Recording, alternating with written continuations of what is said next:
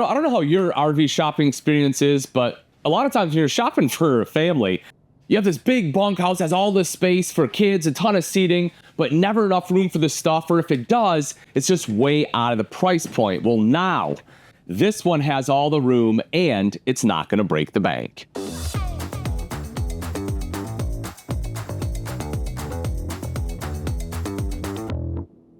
And this is the 2025 East to West Silver Lake 3250 QB. And I love this bunk room. Why? Because it doesn't take up a ton of space, it's super versatile, and it has space for all of your gear. So for starters, you have the sofa right here, a place for the kiddos to sit. You can sit down. TV connection is going to be right across the way. There's a backer, so you can mount it right on the wall, so you're able to see it right from here. Underneath, you have all sorts of storage. You need a bunch of kids stuff. Great, you can throw it in there. You can have dirty clothes, whatever else you need to bring. You have storage there, plus more storage right over here. And you can see this is nice and deep, right? That's not small storage. But on top of that, when I take my kids, we want to take bikes. We want to take grills. Like, we have big items. This allows you to bring a lot of that because you have so much space back here. Now, when it's time to turn it into a room because it's time for bed and people need to sleep, not a problem at all. These beds right up top, pull down. You'll pull this one down first, pull this one down second, because this just kind of rests right on top of here. There you have two beds right up top, but we are not done, because what you'll notice is this sofa right here actually folds out and down. Boom, then you have a mattress right back there. You can take this one, drop this one down, and just like that, we have a spot for the kiddos to sleep. So you have three beds right back here, nice and easy to make up. Same thing in order to put it away. But I just love all the extra space that you get. You will also see a nice privacy door here, not so much for the kids, but more for the adults. So when you're out here hanging out with people, entertaining, you can put the kids to bed and, not disturb an entire night's rest, because as we all know, no one wants to deal with cranky kids in the morning. Now, part of that openness also comes in the fact that this one has an 81-inch ceiling height, and that's pretty good. I'm 6 foot tall. You can see I have more than enough clearance here. So if you are someone who wants a taller RV, and again, you don't want to spend an obnoxious amount, this is a good one. And it's also built on a solid foundation. So this is Congolium flooring right underneath me, but under that, you have 2x3-inch floor joists, where most manufacturers in this price point are going to use 2x2s. So a little bit thicker there as well. And we can see when we get outside, even underneath that is a fully enclosed, insulated, and forced air heated underbelly in this model. So that way, if you're camping in colder climates, you'll still be okay. The kitchen, I think they did a fantastic job on too. So if we take a look at the countertops, it's not going to be a T-mold. It's going to be an upgraded thermoformed. Not quite as nice as a solid surface, but also not quite as heavy. So we're going to save a little bit of weight there, which is nice. But it still allows you to undermount the sink, which they did with this single farmhouse style sink, right? They just have a single bowl there, has a cutting board on it, and the high-rise faucet, just to make it a little bit easier to wash and rinse dishes. Over to this side, you have some space here. That's probably where I'd put my coffee maker. There is an electrical outlet right up top, so if you need to put toast or anything there, you can. Over to this side is a recessed 3-burner cooktop, and underneath is a microwave. So it's not convection. This one does not have an oven, so keep that in mind if that's a deal breaker for you. But a lot of people, they have found, just don't use an oven. In order to give you more storage up top, they put the microwave right down below. You also have 3 drawers here, plenty of space underneath the sink for a trash can, storage all the way across the top, hood here, and then in the back, rather than a backsplash, they've gone with the window, which is not only nice, it lets in a lot of natural light, but it's kind of following a residential trend that we're starting to see as well. You have the Everchill 12-volt compressor-driven refrigerator, nice and big. One of the nice things about a 12-volt is it just gives you more space. So rather than like a 6 cubic foot that we're used to seeing in some of the years of old, with the 12 volt, you're able to go to a 10.7, which is just a ton more cold storage. You will also see over to this side here, you have the large pantry. And again, we talk about storage for all of your stuff. I don't know about your kids, but mine eat a ton. And this right here is going to allow you to bring all the food that you need to be able to make sure they're eating good in the neighborhood. Another thing Silver Lake does really, really well is just the size of the dinettes. You know, I've been in a lot of RVs where you can hardly sit 2 people. They're supposed to be built for 4. I mean, take a look at how much space I have. I can sit 3 people on either side. I'll be a little tight, sure.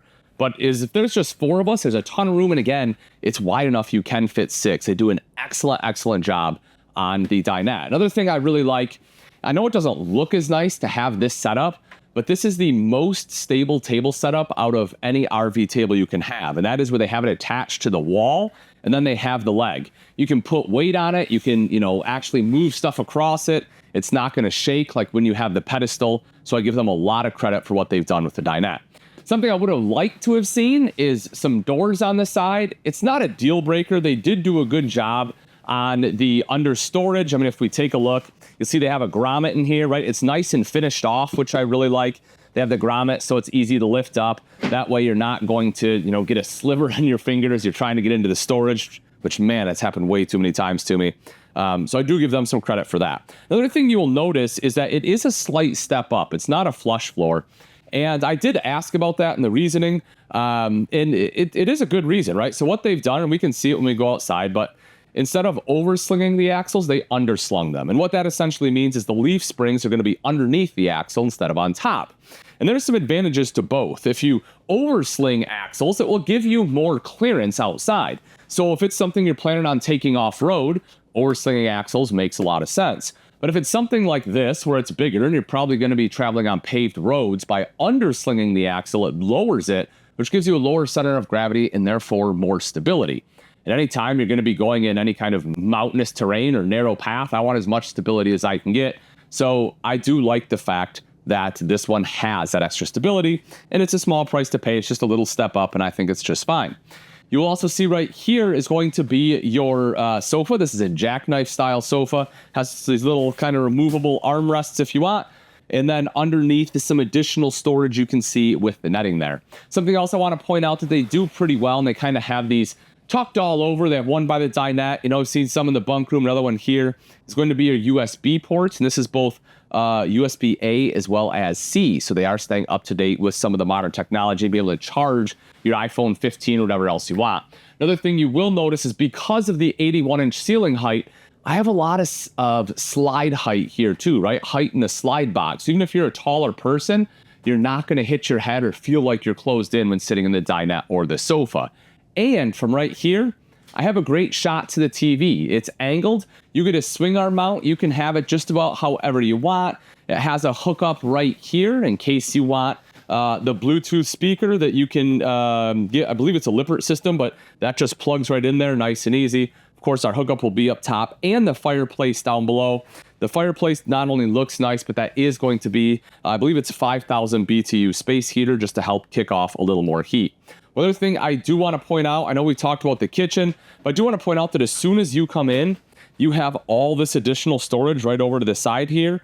And obviously you use it for pots, pans, whatever you want. But me personally, I'm throwing shoes in there because I hate having shoes in the walkway. And I think it's great they just have a little bit of extra storage. This may seem like a minor thing to you, but as someone who goes through a lot of RVs, there's a few things about this bathroom door that I really appreciate. One, the fact it is a full privacy door, meaning that it fits the door jamb like it should. You don't have a giant gap where odors are going to come out and my family is going to get upset and yell and tell me I have to go to the public restroom. So the fact that we have a privacy door here is a big win. Another thing I really like is instead of plastic on my door jamb, I have an actual wood frame door jamb. Again, I know it seems like such a minor thing, but I'm telling you, it closes and opens just like it should. And outside, this unit is not level because I didn't take the time to level it out. And it still opens and closes the way it should. I know you're thinking, Ian, you're ridiculous. I'm telling you, you will appreciate me for these small things later. All right. The bathroom, man, I can set up shop in here. I got space for days, good shoulder room, good leg room, big fan of the space that I have. Decent size vanity, not bad here, can do what I have to. Mirrored medicine cabinet, a little bit of storage up there, a little bit of storage down below as well. And then a neo-angle shower. And because of that 81-inch ceiling height, even at 6 foot, I can stand in here without a skylight. So, you can probably be maybe six, well, for sure 6'1", maybe 6'2". 6'2" might be touching the LED light right up there. But at 6 foot, I am good in here. You can turn. Neo angles are nice and big. Plus, this one has an on-demand water heater, so you have essentially limitless hot water. I've tested it. If you want to see the video, check it out. But it's pretty darn cool. And something East to West has done wonderful from the start. They were one of the first in a conventional build travel trailer to come standard with a king size bed. Yes, I know we all want space, want to be able to roll out, want to be able to stretch and just take a huge nap. And this gives you the ability to do it. Plus, on both sides, you have a little nightstand. So if you're like me and you sleep with a CPAP machine, you can bring it along with you. And once again, we have USB ports for phones, tablets, whatever else you have by your bedside. A little bit of storage on either side. You can see some wardrobe, but not a ton. That is going to be one of the downsides of a king size bed, right? Is you can't have this overhanging because then you're just going to hit your head and lose the bed space, and it's silly. So it does eat up a little wardrobe. You have the shelf across the top there as well, but because they know of the problem with the king size bed and eating up wardrobe space, oh look, they gave you one right over here. How quaint. All right, so what about during travel? Well, as you can see, you can get back here. It's not the easiest. You have to be able to fit through this little section right here, kind of get up on the slide. It is doable, but certainly not convenient. If you are able to do it, you can get to the fridge. Getting to the bathroom just isn't going to happen.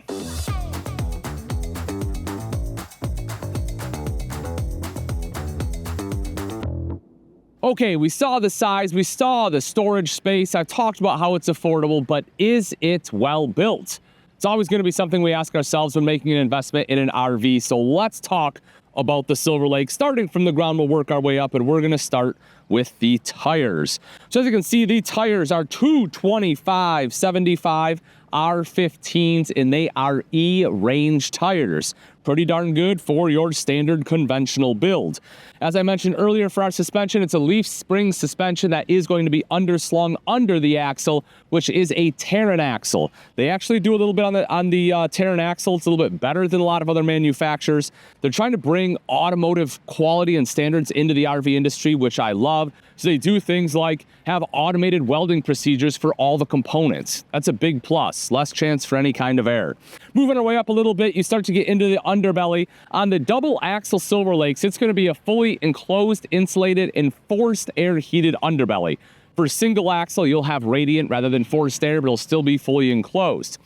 Up above that, I did forget to mention we were inside. Not only do you have the 2x3 floor joist, but you also have tongue and groove flooring rather than OSB, so that's going to be a big win for the flooring. Your sidewall is pretty standard conventional build. You'll have R7 bat insulation throughout, and then up top on the roof is going to be a Tough Flex PVC membrane, which is going to be tear and puncture resistant, sun, weather, and chemical resistant as well. Plus, it's flexible and doesn't have near the maintenance of an EPDM roof. And when it comes to features, Silver Lake's not lacking there either. You're going to get a powered tongue jack right up front on the double axles, making it nice and easy to lift up and down. Behind that, two 20-pound propane tanks with a cover, rails there for the battery, and this one has a battery disconnect right up front. So that way, if you're not using it, you can just turn that. You don't get that slow drain on your battery. So when you open the RV back up for the season, your battery's still in good shape. Right up front here, you can see the smooth aluminum front. This is going to be something, again, that I really like over a lot of other manufacturers, especially in this price point, because not only they'll have the ribbed aluminum like we have on the side across the front, I think not only does this look a heck of a lot nicer, but it's also a lot easier to clean. Coming around to the side, magnetic catch. Again, pretty darn nice to have at this price point. And if we look inside, the pass-through is fully done, right? It is fully finished. You don't have a bunch of loose rafters and stuff hanging out in there, things for stuff to catch on. It looks good, it's easy to get stuff in and out, and it's lit just like it should be. Power awning with LED light strip on here, nice and big, covers the door just as it should. Black tank flush. Weird location, right? Like, it's not a big deal. It's just water going in, not like it's coming back out. Normally, I'd prefer this on the off-camp side just because A, that's where my water hookups are going to be, and B, that's where the rest of my hookups are going to be. I just don't want it through my campsite. But realistically, you're not using that until you're done anyway. And the fact that it has it is more important than anything else. So you don't have to stick a hose down your toilet to wash out the black tank. That does it for you. You get the solid steps, make it nice and easy to come in, plus the larger grab handle here. Big fan of that. And make it right back a little bit further. TV connection here outside. So if you want a TV, you can have that as well. We talked about the on-demand water heater, or instant hot water heater, unlimited hot water heater, whatever you want to call it. I guess it's not a hot water heater, it's a water heater.